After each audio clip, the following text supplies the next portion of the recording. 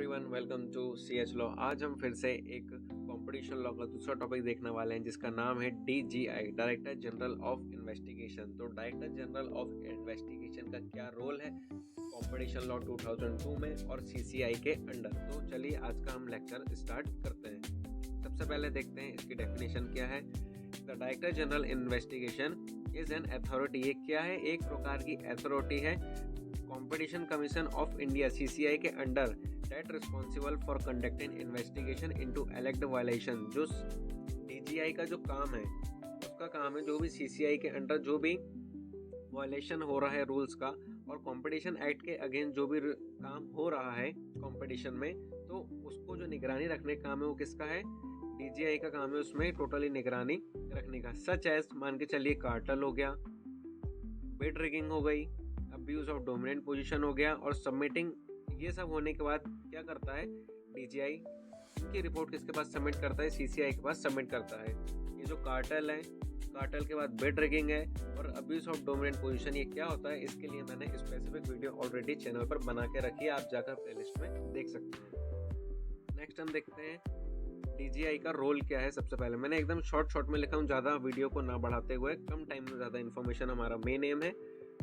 तो सबसे पहला है टू कंडक्ट इन्फॉर्मेशन। डीजीआई क्या करती है? सबसे पहले इन्फॉर्मेशन कंडक्ट करती है। कैसी इन्फॉर्मेशन कंडक्ट करती है? इन्फॉर्मेशन और इन्वेस्टिगेशन। मान के चलिए किसी प्रकार से अगर कोई कंपटीशन में किसी प्रकार का अब्यूज ऑफ डोमिनेंट पोजीशन हुआ है तो कैसे हुआ है, क्या उसका प्रूफ है, वैलिड प्रूफ कि भाई यही हुआ है, अदरवाइज आप कैसे ब्लेम कर सकते हो। डीजीआई के पास क्या काम है? एविडेंस कलेक्ट करना। एविडेंस क्या क्या इंक्लूड करते हैं हमारे? ईमेल हो गया, ईमेल के बाद फाइल हो गई, अकाउंट हो गई, एक्सेट्रा। क्या कंक्लूड करते हैं? हमारे एविडेंस करते हैं।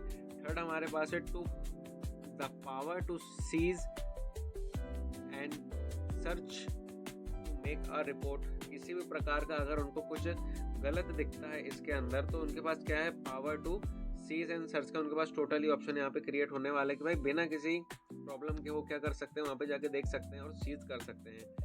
तो उसका फोर्थ इनका रोल है the power to question witness. जो भी विटनेस है कि भाई अगर ये बोलता है कि जी सर मैंने इनको देखा था कि ये जो कंपनी वाले हैं ये क्या कर रहे थे, यहाँ पे अब्यूज ऑफ डोमिनेंट पोजीशन कर रहे थे, तो उसका हमारे पास विटनेस हो। डायरेक्टली जाके कंप्लेन कहाँ कर दो? आप डीजीआई के पास जाके कर दो, सीसीआई कर दो। और फिर सीसीआई किनको बोलेगी? डीजीआई को कि भाई जाके इस मैटर में क्या करो? इन्वेस्टिगेशन करो। और ये अच्छे से समझ में जाएगा। एक बार हम एग्जाम्पल देख लेते हैं। एग्जाम्पल ये कह रहा है suppose CCI receives a complain. देखो मैंने रिसेंटली बात करना कंप्लेन के बारे में। सीसीआई को एक कंप्लेन मिली काहे के लिए कि दो सीमेंट कंपनी क्या कर रही है, आपस में प्राइस फिक्स कर रही हैं, और जो प्राइस फिक्स करते हैं पहले से उसको हम क्या कहते हैं? कार्टेल कहते हैं। तो क्या करेगी इस कंडीशन में डीजीआई यहाँ पे?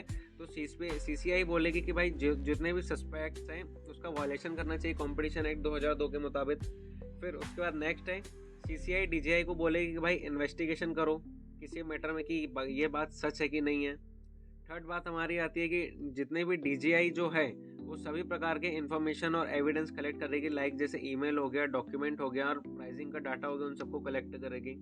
फोर्थ आता है हमारे पास डीजीआई जो भी इन्वेस्टिगेशन जो हमारी रिपोर्ट बन रही है वो किसको सबमिट करने वाली है? सीसीआई को सबमिट करने वाली है, क्योंकि सीसीआई फिर आगे उसमें ऑर्डर मारेगा और अगर पेनाल्टी मारना नहीं मारना वो पूरा डिपेंड है सीसीआई के ऊपर। नेक्स्ट लास्ट पॉइंट है हमारा based on the report CCI decide the punishment और पेनाल्टी। है मैंने फोर्थ पॉइंट में ही बता दिया था कि भाई रिपोर्ट के ही आधार पर सीसीआई ये तय करेगी उनको किस प्रकार की एक पनिशमेंट और पेनल्टी देना। और कंपटीशन लॉ में जितनी भी पेनल्टीज रहती हैं वो पूरी करोड़्स में जाती हैं।